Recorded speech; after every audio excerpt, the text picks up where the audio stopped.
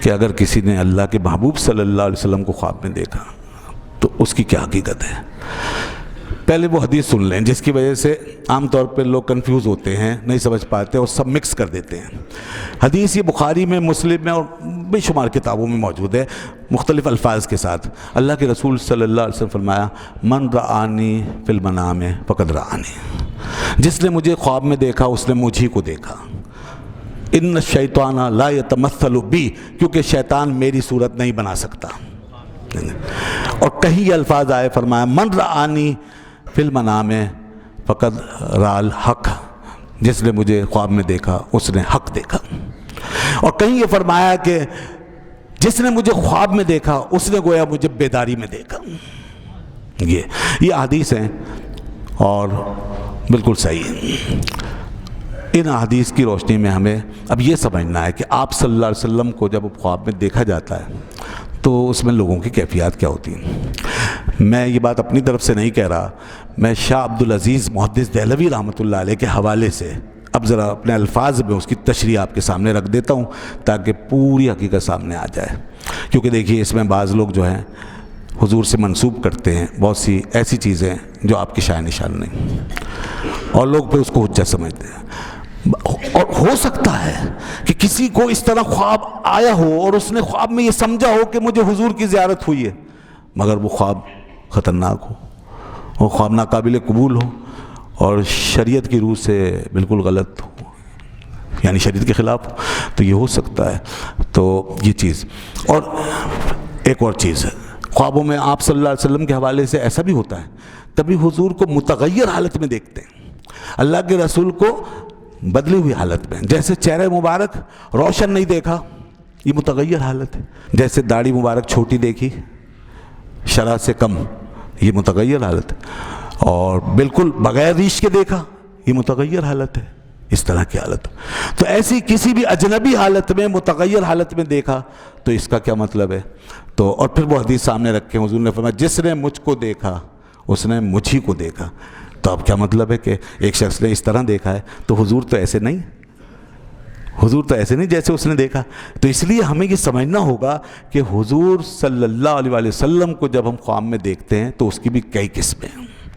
تو اب آئیے شاہ صاحب کیا فرماتے ہیں، شاہ عبدالعزیز محدث دہلوی رحمۃ اللہ علیہ، شاہ ولی اللہ صاحب کے بیٹے اور اپنے وقت کے مجدد، وہ فرماتے ہیں فتاوی عزیزی میں کہ رسول اللہ صلی اللہ علیہ وسلم کو جب خواب میں دیکھا جاتا ہے تو اس کی 4 قسمیں، یہ خواب بھی 4 قسم کا ہے۔ نمبر 1، پہلا خواب جو ہے وہ ہے رویائے الہی۔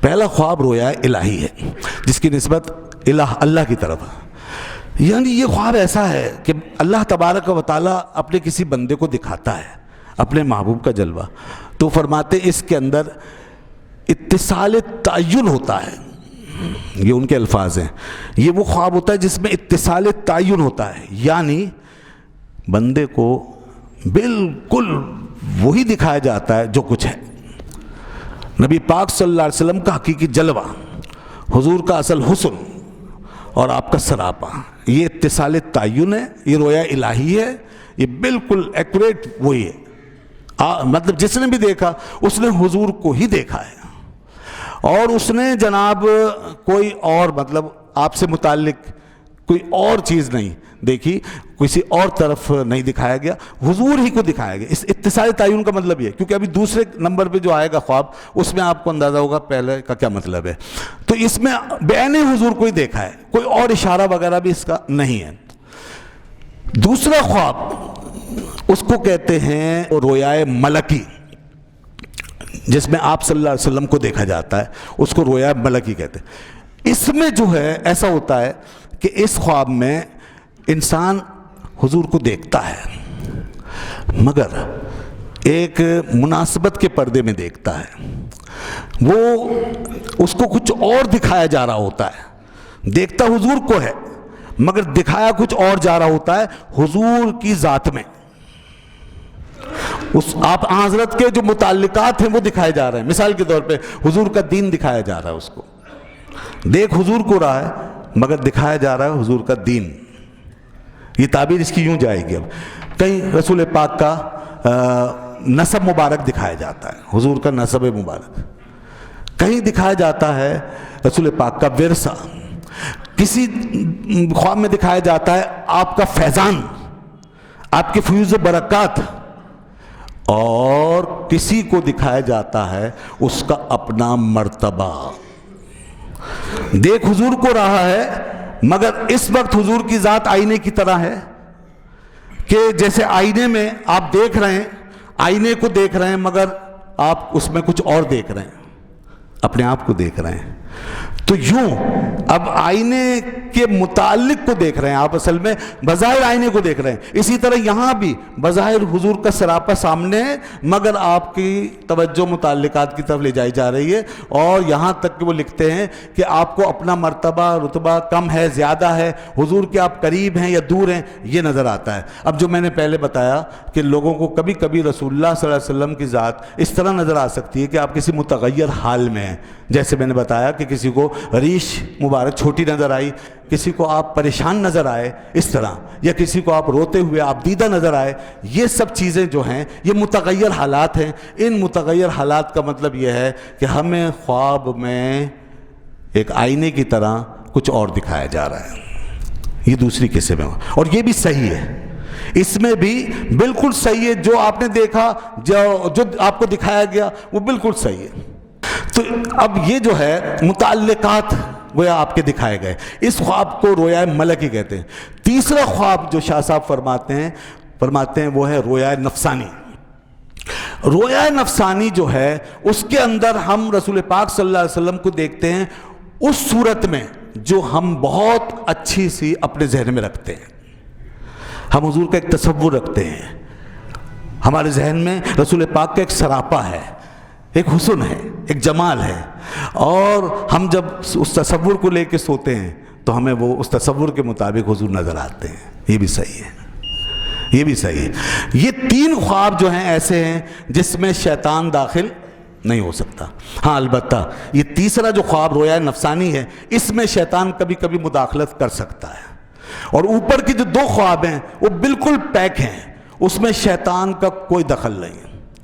ठीक है जी, जिसमें वाकई आपने रसूल खुदा को देखा है, और हुजूर ने यही फरमाया जिसने मुझे देखा, मुझे, तो उसने मुझे ही देखा है। और तीसरे ख्वाब में चूंकि आपका तसव्वुर आ गया है, लिहाजा वो भी तकरीबन ठीक है, मगर कभी कभी शैतान अपना अमल दखल कर सकता है और कोई चीज़ ऐड कर सकता है, कोई आपको वरगला सकता है, तो ये एक अलग बात है। चौथा ख्वाब वो है रोयाए शैतानी। चौथे ख्वाब में ये होता है कि शैतान जो है वो कोई भी शक्ल अपना कर, शक्ल बना के वो हमारे ख्वाब में आ जाता है, और फिर वो हमें ये बावर कराता है कि मैं हुजूर हूँ, माज़अल्लाह मैं तुम्हारा रसूल हूँ। हमारे जहन में ये डालता है, वो कोई शक्ल बना के आ जाता है, अपनी शक्ल बना के, कोई और शक्ल बना के, कोई हसीन चेहरा बना के, कैसी भी शक्ल बना के आकर वो अपने आप को हुजूर से मंसूब करता है।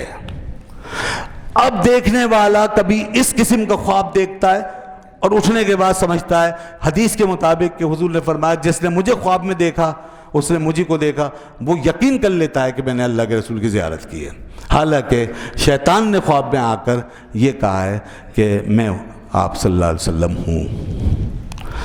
तो हुजूर ने ये फरमाया था कि वो मेरी शक्ल नहीं बन सकता, ये नहीं फरमाया कि किसी भी शक्ल में आ कर के वो मुझसे मंसूब नहीं हो सकता, ये नहीं फरमाया। मेरी शक्ल नहीं बन सकता, आपकी हमारी सबकी शक्ल शैतान बन सकता नहीं बन सकता, दुनिया के हर शख्स की शक्ल बन सकता नहीं बन सकता, लेकिन हुजूर की शक्ल नहीं बन सकता, हुजूर का चेहरा नहीं बन सकता, वो कोई और चेहरा। अब जाहिर है हमने हुजूर को देखा नहीं, तो लिहाजा कोई भी चेहरा लाकर सामने रखे और कहे कि मैं हूँ, तो ये हो सकता है। इससे बचिए, इससे बचिए। और मेरे ख्याल में ये जितने भी ऐसे गुमराह बेदीन लोग हैं, यहाँ तक कि कादियानी भी ख्वाब देख रहे हैं और दावे कर रहे हैं कि हमने हुजूर को देखा, मुनकरीन हदीस भी दावे कर रहे हैं जनाब, और जाहिल जोहला गुमराह पीर भी दावे कर रहे हैं, बेशरा किस्म के लोग, और बड़ी बड़ी बातें कर रहे हैं और बिदात खुराफात फैला रहे हैं अपने इन ख्वाबों के ज़रिए से, और वो दावे करते हैं कि हमें ये बात हुजूर ने बताई है, ये अल्लाह के रसूल ने आके फरमाया। ان کے ان سب لوگوں کے خواب یہ چوتھے نمبر کے خواب تو ہو سکتے ہیں، اوپر کے 3 قسم کے خواب نہیں ہو سکتے۔ یہ شیطان ہے جو ان کے، اگر واقعی انہوں نے دیکھا ہے، ورنہ ہمیں کیا پتہ انہوں نے کیا دیکھا ہے، ہمیں کیا معلوم، انہوں نے تو آ کے کہنا شروع کر دیا، اور وہ قسم بھی کھا رہے ہیں۔ مثال کے میں نے شروع میں کہا قسم کھائیں، قرآن سر پہ اٹھائے اور ہزاروں لاکھوں بھی جمع ہو جائیں اور وہ ایسی بات کریں تو سمجھ لیں شیطان نے ان سب پہ اپنا جال پھینک دیا ہے، بالکل۔ اور آپ بالکل کسی قسم کے دھوکے میں نہ آئیں۔ یہ 4 قسم کے خواب میں نے بتا دیے آپ صلی اللہ علیہ وسلم سے متعلق، اس میں یہ فرق رکھیں، انشاءاللہ کسی کی باتوں میں نہیں آئیں گے۔ اور پھر دوسری بات یہ، وہ شروع میں جو میں نے ایک اصول بتائے تھے چند، اس میں ایک اصول یہ تھا، کسی کا بھی خواب چاہے سچا ہے، صحیح ہے، بالکل صحیح ہے، درست ہے، اور اس خواب میں اسے کوئی ہدایت ملی ہے، کوئی بات اسے پہنچی ہے، تو یاد رکھیں وہ دین نہیں بنے گا، شریعت نہیں بنے گا۔ یہ بھی یاد رکھیے کہ کوئی بھی شخص خواب دیکھ کر کے سچائی دیکھا ہو اس نے، اور وہ آ کے آپ سے کہے جی آپ میرے مرید بن جائیں، مجھے حضور نے فرمایا، اگر سچا بھی خواب دیکھا ہے تو آپ پر فرض نہیں ہے، اس لیے کہ دین اور شریعت کے بارے میں یہ بات سن لیجئے کہ دین اور شریعت صرف قرآن و حدیث سے ثابت ہوتا ہے، باقی کسی خواب یا الہام سے یا کسی کشف سے ثابت نہیں ہوتا۔ مولانا روم رحمۃ اللہ علیہ فرماتے ہیں، آخری بات انہوں نے فیصلہ کر دیا، ماں برائے کر استقامت آمدیم، ماں برائے استقامت آمدیم، نئے برائے کشف و کرامت آمدیم۔ ہم استقامت کے لیے آئے ہیں دنیا میں، دین پہ چلنے کے لیے، کشف و کرامت کے لیے نہیں آئے۔ یعنی ہمیں دین پر چلنے کے لیے قرآن و حدیث چاہیے، کشف و کرامت نہیں چاہیے۔ کشف و کرامت کسی کے ساتھ ہے اور دین کے مطابق ہے تو ٹھیک ہے، اور دین کے خلاف ہے تو وہ اپنے پاس رکھے۔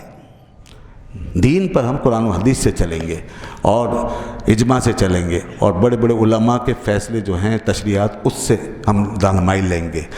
اور وہ فرماتے ہیں اگر کوئی اپنے کشف سے دین پر چلائے تو فرماتے ہیں کشف اورا کفش کن بر سر بزن، اس کے کشف کو جوتی بناؤ اور سر پہ مار دو۔ کوئی اگر اپنے کشف پہ چلائے اور کہے کہ جو میرا کشف ہے یہ اس پہ چلو اور یہ کرو جو میں نے دیکھا ہے، اگر وہ خلاف شرع ہے، غلط ہے، نفسانیت پہ مبنی ہے، دنیا داری پہ مبنی ہے، حرص و حوث پہ مبنی ہے، تو مولانا روم سے بڑا کوئی پیر نہیں ہے۔ انہوں نے فرمایا کہ اس کا کشف لے کر کفش بناؤ، یعنی جوتی، اور اس کے سر پہ مار دو۔ وآخر دعوانا الحمدللہ رب العالمین۔